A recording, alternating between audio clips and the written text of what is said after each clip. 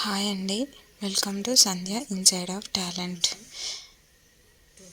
నేను ఈ వీడియోలో హ్యాండ్స్ ఎలా కట్ చేసుకోవాలో చూపిస్తున్నానండి.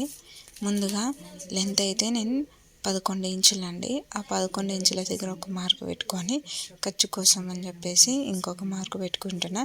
సో మొత్తం వచ్చేసి 12 ఇంచులు అండి. 12 ఇంచుల దగ్గర ఒక లైన్ స్ట్రైట్గా డ్రా చేసేసుకోవాలండి.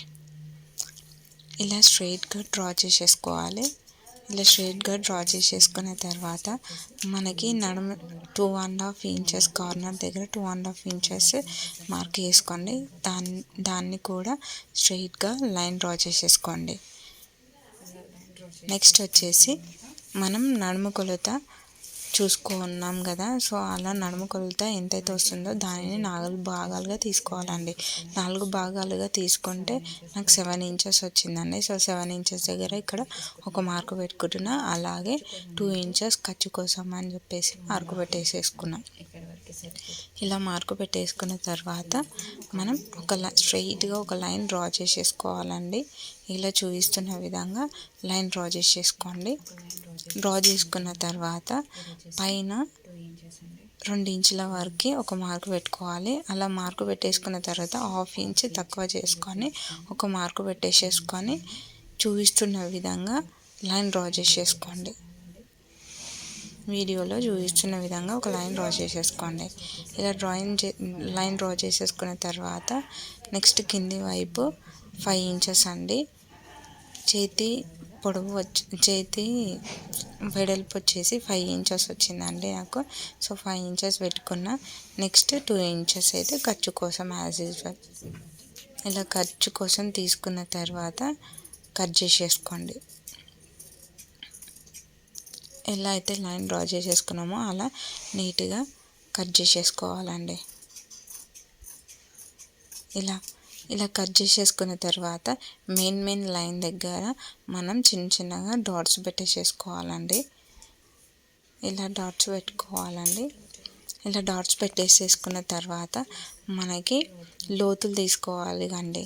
సో చంక వైపు లోతు తీసుకోవడం కోసం అని చెప్పేసి నేను ఇలా చూపిస్తున్న విధంగా పైన వైపున ఒక 1.5 ఇంచ్ గ్యాప్ తీసుకొని ఒక ఖర్చు పెట్టేసేసుకోండి. నెక్స్ట్ ఇక్కడ మనం మెయిన్ లైన్ దగ్గర 1 ఇంచ్ ఎక్స్ట్రా తీసుకొని ఖర్చు పెట్టేసుకున్న తర్వాత 1/2 ఇంచ్ కిందకి తీసుకొని డ్రా చేసేసుకొని కట్ చేసేసుకోవాలండి. ఇలా కట్ చేసుకోవాలండి. సో ఇలా లోత్ అనేది 1/2 ఇంచ్ ఎక్కువ కట్ చేసుకోవాలండి. ఇలా మనకి ఆ లోతున్న వైపు గుర్తు కోసం అని చెప్పేసి నేను ఇలా ఇంటూ మార్క్ అయితే వేసేసుకుంటున్నానండి. ఇలా ఇంటూ మార్క్ వేసుకోవడం వల్ల మనకి తేడా అనేది ఎక్కువగా ఉండదండి. సో నెక్స్ట్ వచ్చేసి నేనైతే మెయిన్ క్లాత్ అయితే కట్ చేస్తున్నానండి. సో నీట్గా సర్దేసుకున్న తర్వాత మెయిన్ క్లాత్ కట్ చేసుకోవాలండి. సో ఇలా లైనింగ్ క్లాత్ వేసేసుకొని మెయిన్ క్లాత్ అయితే కట్ చేసేసుకుంటున్నానండి.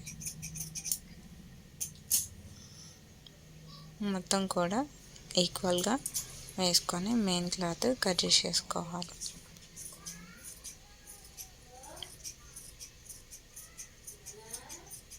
ఈ వీడియో కనుక మీకు నచ్చినట్టయితే ప్లీజ్ సబ్స్క్రైబ్ చేసుకోండి అండ్ లైక్ కూడా చేసుకోండి. లైక్ చేయడం వల్ల నా వీడియో వేరే వాళ్ళకి కూడా వెళ్తుందండి. సో ప్లీజ్ సబ్స్క్రైబ్ చేయండి.